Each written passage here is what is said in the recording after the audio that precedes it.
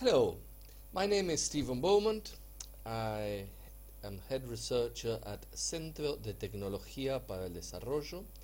This is a non-profit organization based in Buenos Aires, Argentina, that specializes in training other non-profit organizations in their management.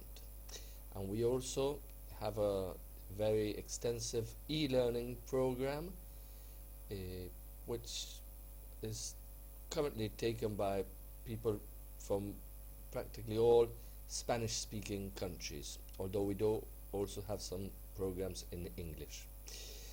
This presentation is designed for the Ireland International Conference on Education, IICE 2016, and the title is E-Evaluation in Virtual Environments: Automated versus Personalized Methodologies.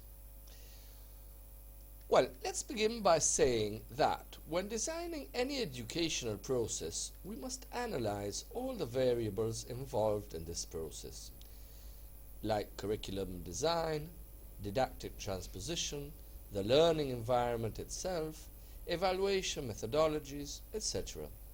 In particular, evaluation methodology is a key component. As such, we must analyze it and try to optimize it in order to achieve a feedback to keep improving this educational process. Of course, this evaluation is not only applicable to students or course participants, but to all these other variables we mentioned. Therefore, we must clearly define and implement a correct evaluation methodology when designing any virtual teaching process. Given these concerns, both from the point of view of the teacher as from the student, there is a need to analyze the entire educational process and identify the critical components that not only should not be absent, but must be optimized to achieve greater efficiency and effectiveness. Education is a process of systematically and intentionally directed communication towards achieving goals previously set or adjusted on the fly, and whose essential components are the person who must be educated, the educator, the message, the educational environment, and the numerous interactions between these different factors. To plan a teaching program, the first thing we have to be clear about is their objective, which defines the criteria used to select the material, design the program content, the teaching procedures, and the development of tests and examinations. The questions that arise are basically: where do these objectives come from? How do we set them? What are the sources we use to define these objectives? Tyler argues that there is no single source, but each one has a certain values, and all of them must be considered when designing a comprehensive educational program. Tyler considers the following sources. Mainly there are three. The first is the study of the learners themselves as a source of educational objectives. The study of these learners themselves seeks to determine which changes in their conduct should the educational institution aim to achieve. This observation of the learners themselves indicates educational goals only if we compare the data obtained with the desirable levels, allowing the difference between the student's current condition and the desirable one. This gap between reality and aspiration is often called necessity. The study of the needs of a particular group of students will cover identification of those which have not been met, as well as the identification of the role of the educational institution in this regard. This argument sustains that everyday environment of learners provides generally a considerable part of their education. So it's unnecessary that the educational institution cares about these education experiences that have been already properly achieved. In other words, the work of education institutions should focus on the weaknesses and gaps that appear in the current training of students. Another way to know the characteristics of the potential students is researching their interests. The progressive educational theory is that the fundamental basis of these objectives focuses on the student's own interests, which should first be identified and then serve as the center of attention of educators. The second variable, possible source, is the study of the contemporary way of life. There are two arguments in favor of the analysis of this contemporary way of life as a source of suggesting educational objectives. The first sustains that, as contemporary life is extremely changing and complex, the effort must focus on the most important educational aspects so as to avoid wasting time on things that are not currently valid. The second argument is based on training flexibility. Studies on the application of training indicates that there are more chances of the student applying the teachings if he recognizes certain similarity between the situations of contemporary life and those which intended to be taught to him. Finally, the other source are the specialists in each subject, which they may in turn suggest objectives. Taking into account the textbooks written by specialists in each subject, as well as the curriculums prepared by groups of various educational institutions, an approximation can be inferred about the goals that educational institutions should have. Suggestions about targets in these three cited sources provide more material than any educational institution could include in any program.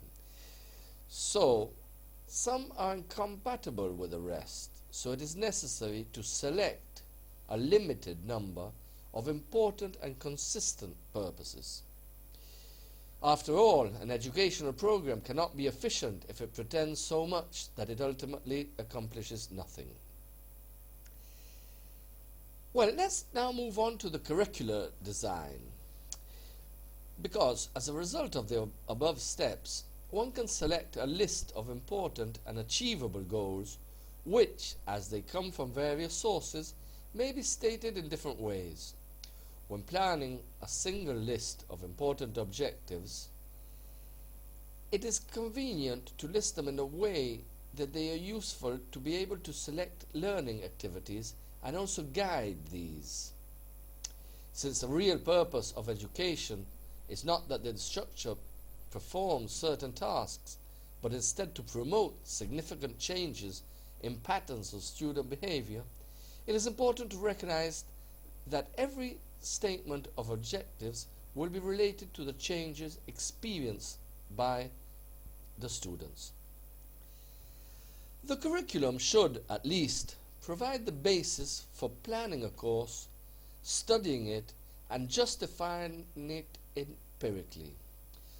The most important principles that we must respect are the selection of content, what should be taught and what should be learned, development of a teaching strategy, that is, how must this be taught and how should it be learned, a decision making on the sequence of events,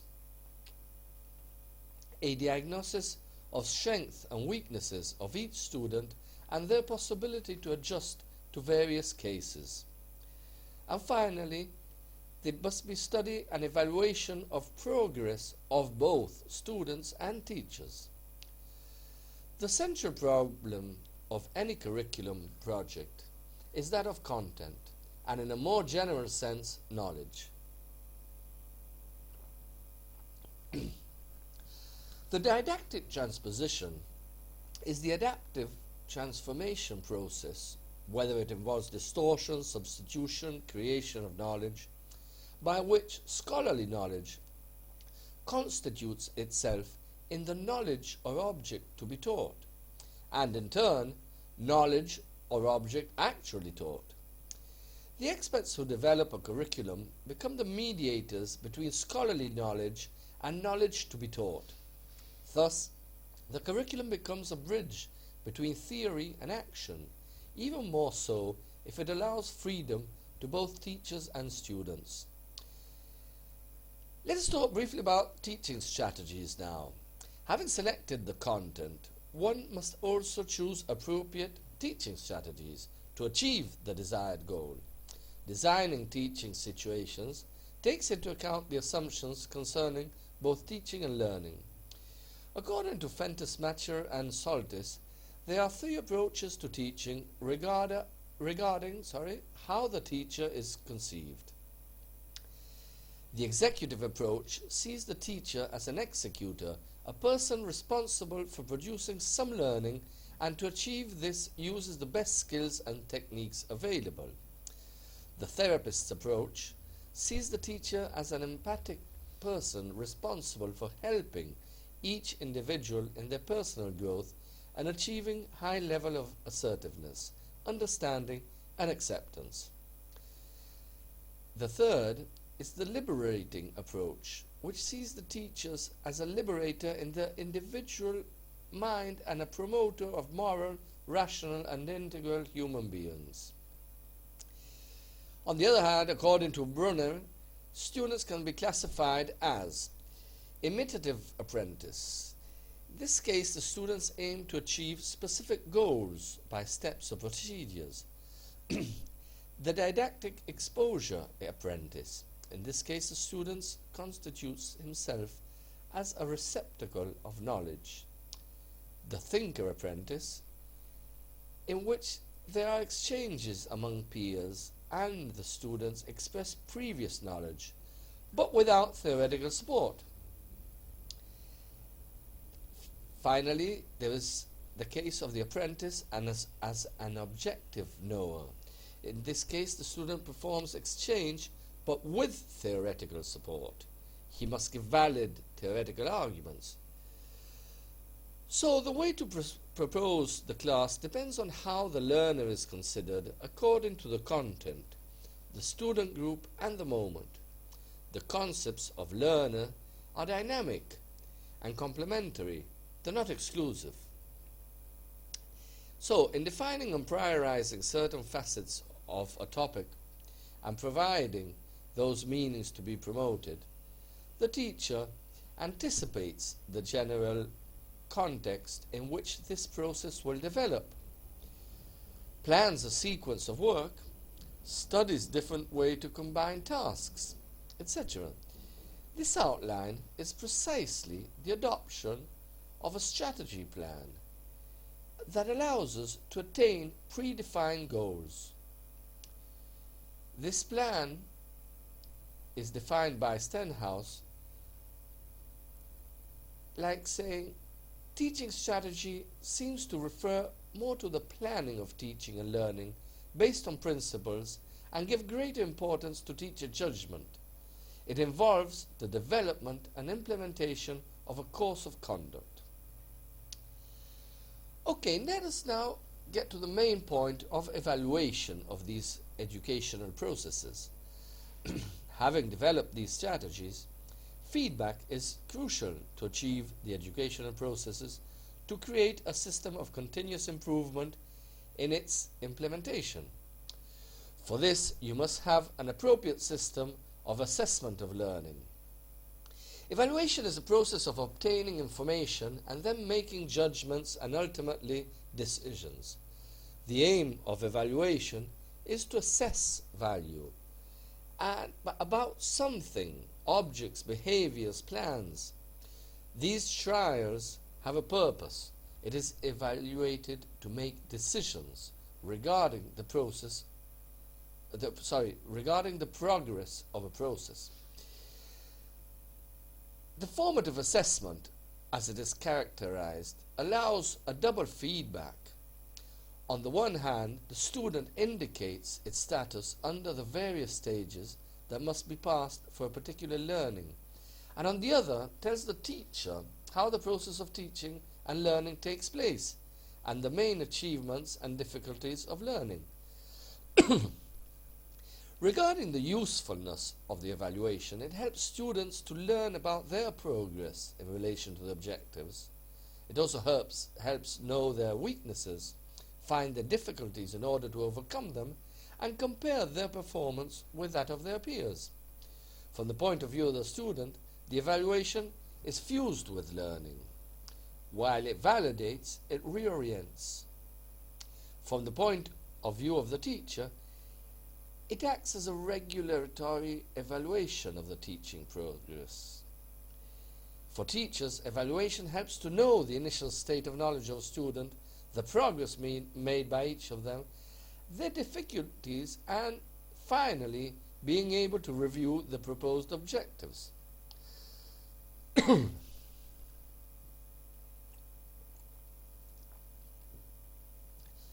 Okay, in the particular case of e-learning pedagogical processes, we can find a wide range of educational methodologies, from automated to personalized ones.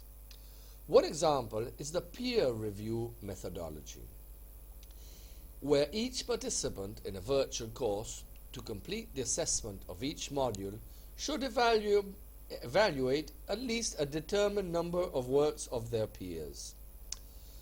This methodology is popular in one particular scenario which is not present, at least in equal dimensions, in classroom teaching.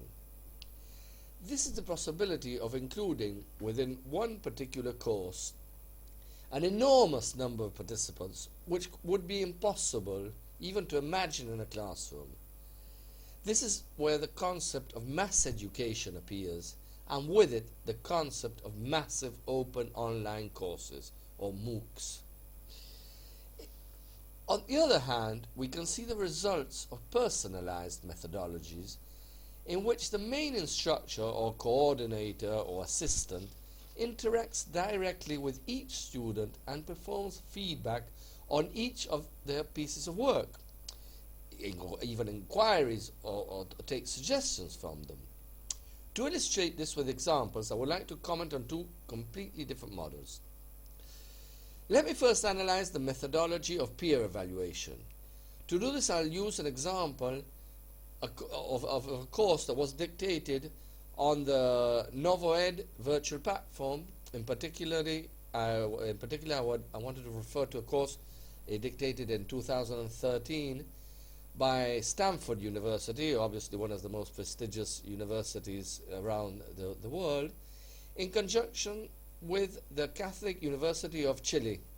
It was a course dictated in Spanish, and it was the English translation of the course would be Evaluation of Strategic Decisions.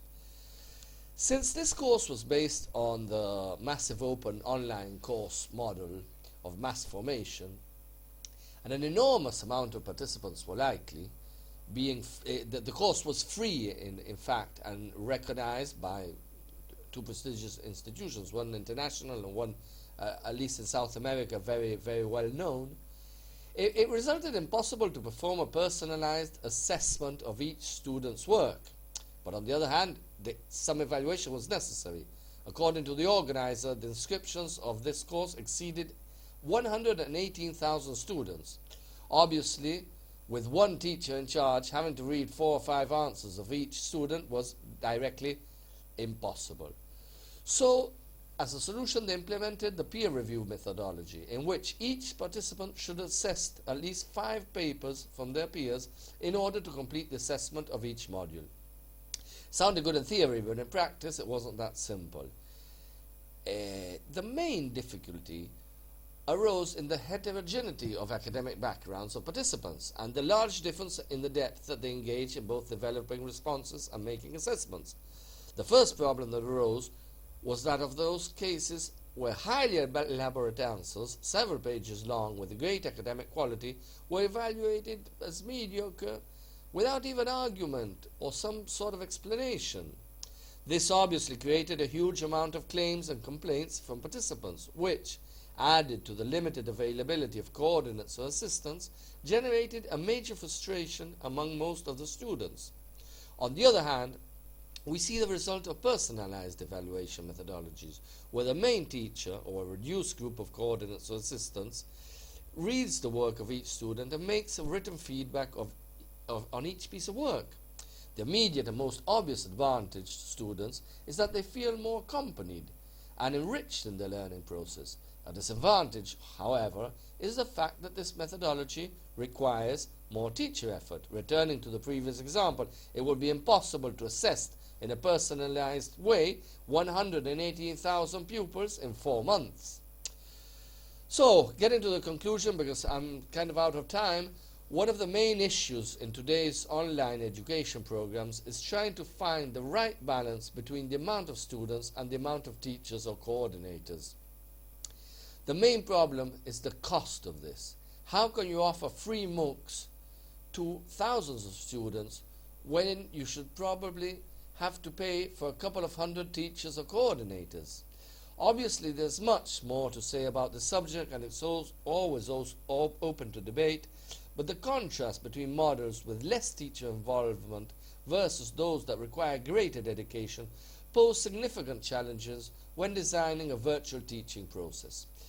We can summarize this dilemma as automation versus customization. So thank you very much, and you are free and welcome to email me at info.cented.org. Thank you very much, and I hope you have a wonderful conference.